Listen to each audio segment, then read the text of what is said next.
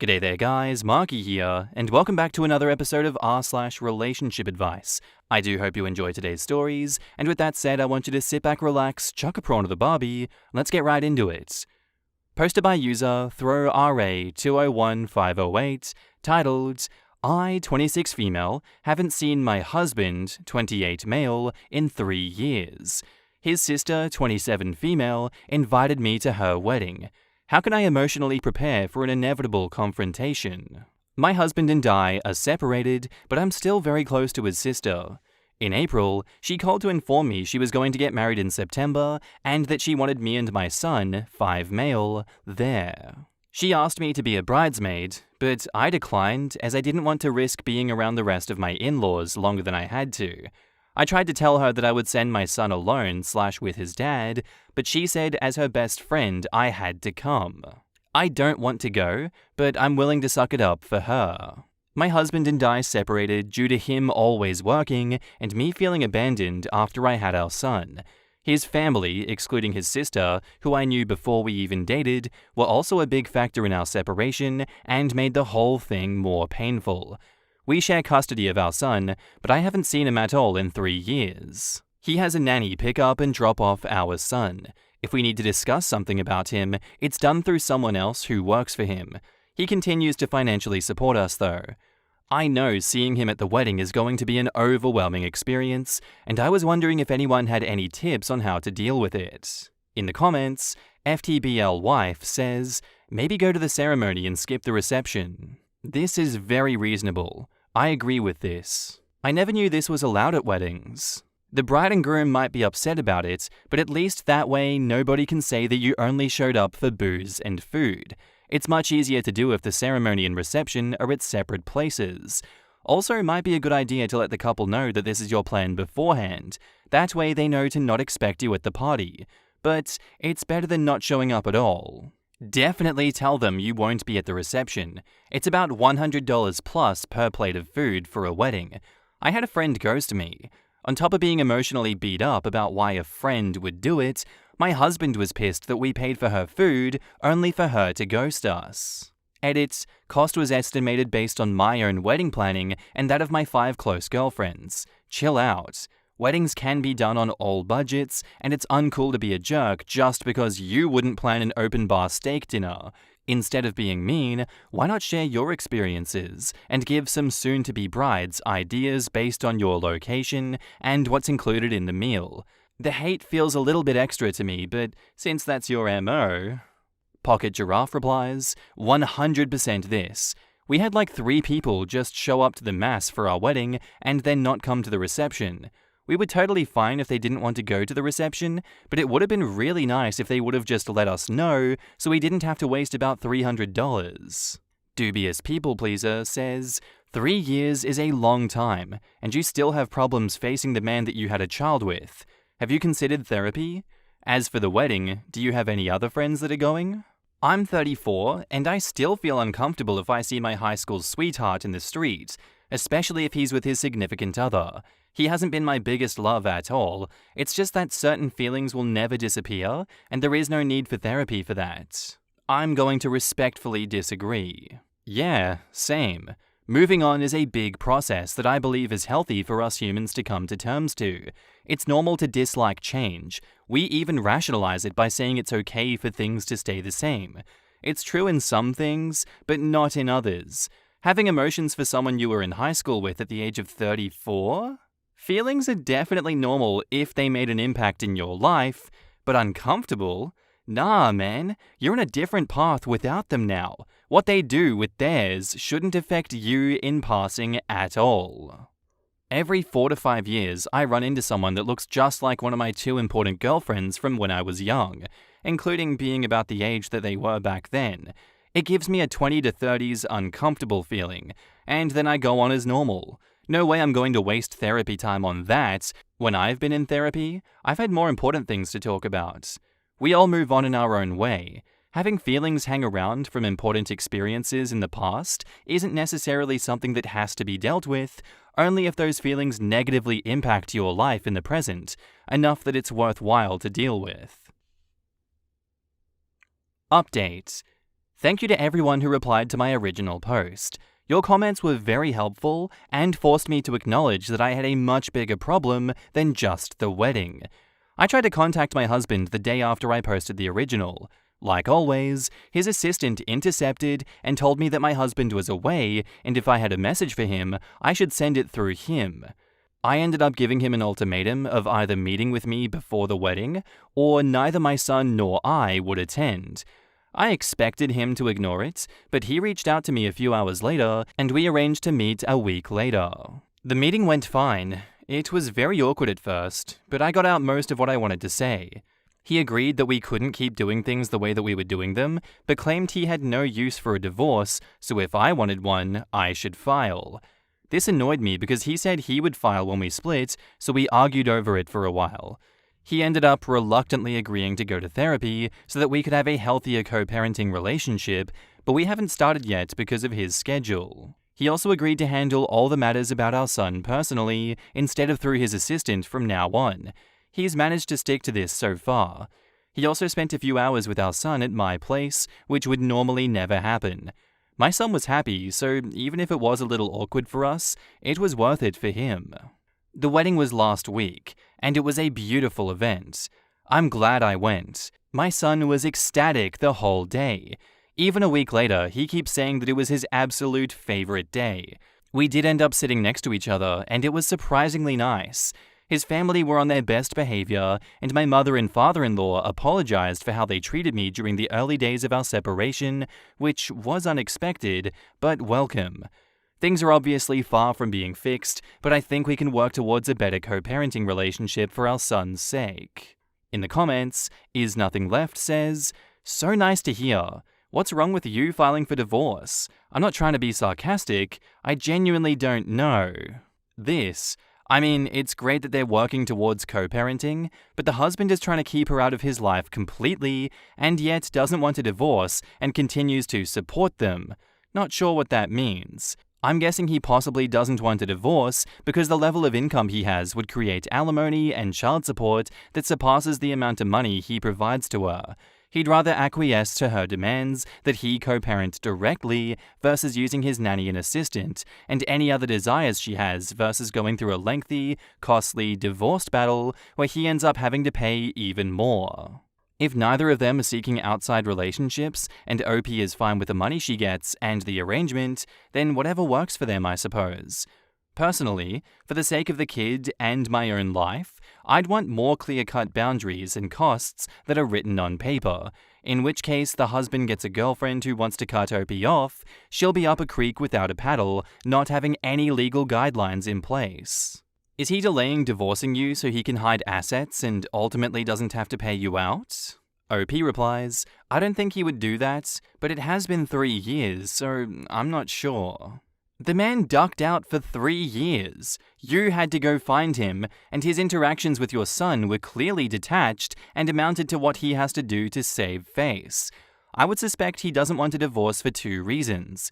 1, to save face in front of friends and business partners, and 2, it's cheaper for him to follow your current demands than going through a divorce and being legally obligated to rightfully pay alimony and child support. Someone who ghosts his own family for 3 years is not suddenly acting like a partner and parent because they want to, or even out of emotional attachment and guilt. Wow, no wonder OP separated from her husband. I couldn't imagine only seeing my significant other for 10 to 20 days out of a year. And by choice as well. If OP's telling the truth, he was working that much because he chose to.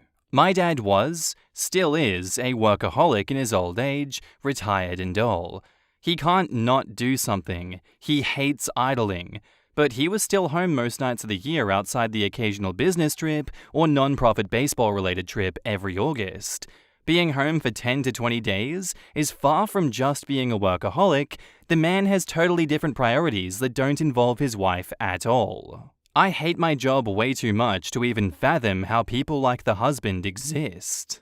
Given that it's the family company, I'm assuming that he can do more or less as he pleases with his role in the business. If his favorite thing to do is travel and make sales or whatever, he does it to his heart's content. Our next post is by user PrestigiousRip1343. titled, Would I be the asshole for divorcing my husband to get more me time? My husband, 40 male, and I, 39 female, have been married for 12 years, together for 13. We're in a wonderful marriage overall. However, I typically end up with the brunt of housework, cooking, errands, laundry, and early morning wake-up with the youngest of our 2 boys, 6 male and 13 male, even on Saturdays and Sundays. I also spend a lot of time cleaning up behind my husband because he forgets to do things.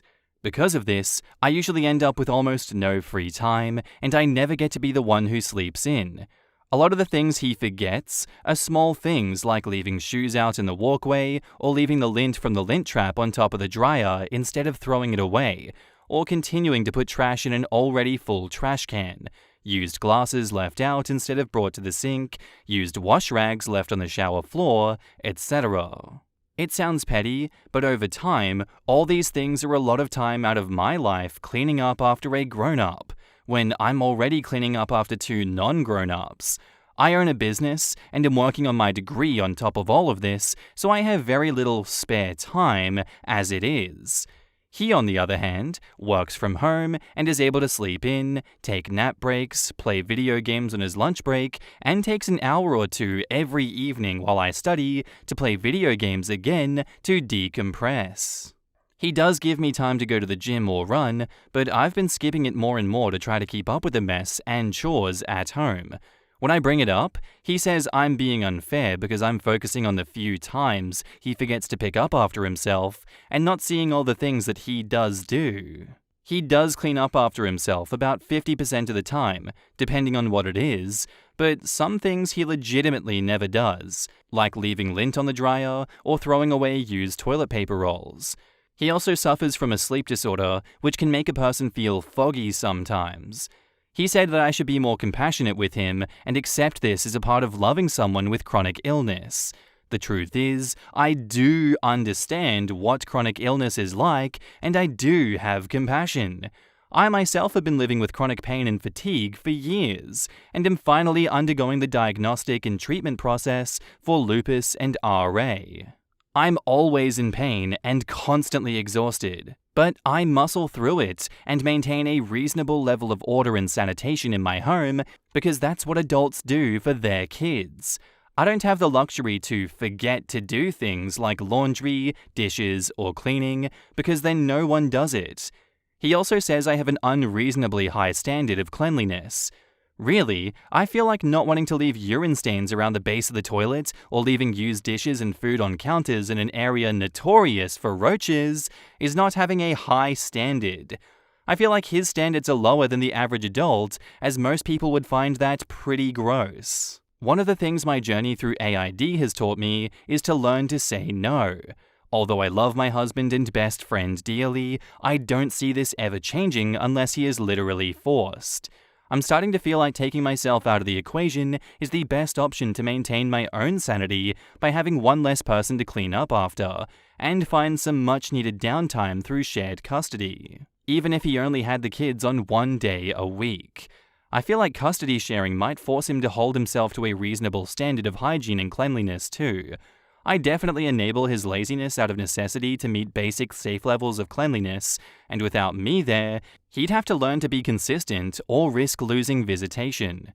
This is my only complaint within the marriage. We really do love and care for each other, and he's emotionally very kind and supportive. I love him very much, but would I be the asshole for divorcing him over this? Update for info. 1. Yes, we have talked about it. A lot. We have the same fight at least once every other week for over a decade. 2. We tried counseling. Nothing changed. Even after our therapist told him that even though he was loving and supportive, resentment was a marriage killer. She suggested a maid service. 3. He does not want to spend money on a cleaning service. I would love to have weekly cleanings. I was able to talk to him into 1 cleaning per month. I'm working on increasing my earning potential so I can afford it myself. 4. Yes, he does have diagnosed ADHD. I feel like this is a potential explanation, not excuse thing though. And 5, I know divorce is expensive, but I have a very supportive family and am very close to expanding my business and attaining degrees that would allow me to be autonomous. That being said, we care a lot about each other, parent well together, and have a lot that we've built together. Well, I guess my judgment then after all of that information would be, no, I don't think you would be the asshole for that. It does sound like you have genuinely exhausted every avenue that there is for situations like this, and he still refuses to change his act. So many people can relate to you on issues like this, and I don't think that divorce is a gigantic stretch to make in a situation like this. You've tried everything. You've tried constant communication and being supportive of him, and he continues to shut you out. I feel as though you're pretty much left with either continuing to deal with the same thing day in, day out, or cutting the apron strings and moving on to greener pastures. In the comments, Sir Harry Hotspur says, I don't think you would be the asshole for leaving, but it sounds like you don't want to. I have a much higher standard of cleanliness than my partner. I communicated that it feels very draining when I'm the one keeping the house to my standard, and they actually heard me and started asking how I do things and taking the initiative. If your husband isn't willing to listen to you and actually hear you, then it's beyond just cleanliness. It's not listening to your partner. You would only be the asshole if you didn't communicate your needs first. Sounds like you have. It's petty, but have you ever just taken yourself out of the equation? Like, leave for a week or two and see where the state of the house is in when you're back. Or just quit doing things. It's easier said than done, but quit doing stuff. And when he asks why, say he needs to be more understanding of your chronic condition. OP says, quote, if your husband isn't willing to listen to you and actually hear you, then it's beyond just cleanliness. It's not listening to your ... And OP says, this is really at the heart of it all. We squabble about what he does or does not do, but really, it's not about keeping a tally. It's about him not listening or not caring, and me not feeling heard. If you have the finances, book some time away. Notify the mums maybe, and let him have the house to himself for a week. If it's a mess when you come back, go to a hotel until he fixes it, or get professional help with the cleaning. Or make a schedule and only do cleaning and decluttering together, half an hour together at a set time, instead of you doing an hour by yourself. Afterwards, you can both relax. The one that cooks doesn't do dishes, or whatever dividing works. Play around with it until it works. But tell your husband you are so fed up, you're at the point you're considering divorce, just to get some rest. He can get the professional. He can make a schedule. He's not 5. He has a brain. He just doesn't want to use it. And back up to the post, there is an update for the current situation. We fought about it. I ended up ugly crying, partially out of frustration, and partially because I've been up since 4:45 with the youngest, and I told him that it was about the lint on the washer and used toilet rolls on the sink, but not really. I said that I felt like he didn't listen nor care to try. We apologized, wrapped me up in our duvet, and left me to nap while he took over housework and kids. He is really sweet and does try. It seems nice to have a day off, but I'm still skeptical because this isn't the first time I've gotten to a point of walking away or being really upset, and he is extra nice for a while, only to go right back to being his old self in a few days. I guess we'll see. Update. Hello all. Where do we even begin? First, I want to thank everyone who chimed in. It really helped me feel validated in my frustration and process it. So after the meltdown the day of the last post, he did as promised and took over the housework and kids for the day. However, as I feared, by the next day, he had returned to his old, dismissive, chauvinistic self. He did 0 housework for the rest of the week, and picking up the slack ended up putting me in a position of unpreparedness for a very important test due tomorrow. This is his usual MO. He puts in effort just long enough to make me think he has changed, and then he reverts. Starting Sunday, I reminded him frequently that I needed time to study. It's a math test, and it's hard. So, my plan was to study 2 hours per day and be prepared by Friday. This meant that he would need to pick up at least a little slack giving baths, reading bedtime stories, etc. so that I could focus. Except, it didn't happen.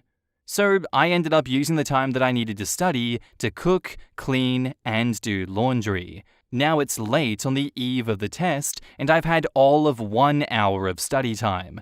I'm exhausted, and I can't even fathom practicing proportions or quadratic equations right now. I broke down out of frustration, and I told him that I couldn't handle it anymore. I run my business, bust my ass in school, and keep everything running. It's a major, unfair burden, and I'm tired of trying to make him care. I asked him how it was that he could treat his female co-workers as equals and not extend that same respect to me. He admitted to being a hypocrite and stormed off to play video games. Right now, I'm contemplating taking incompletes for the semester so that I can focus on my business and weather a messy divorce from a giant man baby. In the comments, RamBamGUID says, I'm confused on how cleaning and laundry was prioritized over your studies. Are you prioritizing correctly? I understand you want to put it all on your husband, but he is not the one prioritizing laundry, cooking, and cleaning over studies. OP says, we have young children at home and live in an older home in an area where pest infestations happen notoriously quickly when food scraps are not cleared away and garbage isn't taken out regularly. Everyone in our area is very clean and sprays once per month or lives with cockroaches. They get in dirty laundry as well. You really cannot live in Central Florida and ignore cleaning and live roach-free. It's gross and tedious, but it is what it is. And we moved here based on his career choices and aspirations. I wanted to move to NE. Guessing that's Nebraska. Like, for a weekend? You'll have pests overrunning your home within a weekend if you prioritized your studies over cleaning, and your husband would happily allow your home to be overrun with pests? Florida moment. Certified Florida moment. And OP replies, because of the way my courses are structured, I have to study both some weeknights and on weekends. Yes, the home we bought is a century home being renovated in a neighborhood where roaches move in very quickly. Certain species live outdoors, but come in at night if they smell food. And unless you live in a vacuum-sealed bubble, they find ways in, even through water pipes. Those are the thumb-sized ones that jump and fly. We've managed thus far to avoid indoor dwelling varieties like German roaches through keeping counters and dishes clean, keeping laundry off the floor, and taking the trash out every night. Material Cellist says, he proved he can't change. He knows there are no consequences for his actions. You may get an incomplete for the semester in order to divorce your husband, but after the divorce is done, you will actually finish the course, versus if you stay, you remain in the pattern. Do what is best for you and your kids. Kids end up mimicking their parents. They see a lazy dad and a busy mom. You raise sexist son and daughter who thinks she deserves to be the housemaid. It amazes me how a grown man like OP's husband still doesn't clean up after himself. Welcome to my home, where every son is a king and every daughter is a maid for the son. Just like this situation, what's the 13-year-old doing to help out? What role model is he getting from his lazy-ass father? OP is an idiot to neglect her studies. She should have downed tools, gone to a library, and told the rest of the family to wear dirty clothes and get takeout. It wouldn't have killed them. I hope she puts herself first from now on. And that's where I'm going to end today's episode, guys. I do hope you enjoyed. I guess I don't know where to go with this one. Like, if there is another update, of course I'll cover it, but Jesus. I don't know about that last comment, like wearing dirty clothes and getting takeout. You're going to get your house overrun with bugs in that instance, and I don't know if it's going to teach the right lesson to the kids. It might just cause more fights, and it might make it easier to divorce in that case. I myself have dealt with an infestation of that kind before, and it is nasty, and it's a long process and a very expensive process. Like that on top of everything else OP is doing, as well as having chronic pain and chronic illnesses. How are you still functioning? How have you allowed yourself to remain in this situation for so long, OP? I would have snapped ages ago. But it does seem as though you're moving on to greener pastures and doing better for yourself, because a divorce is more than necessary here, so I very much look forward to seeing it, and good job, OP. With that said, guys, I'll see you in the next episode. Bye.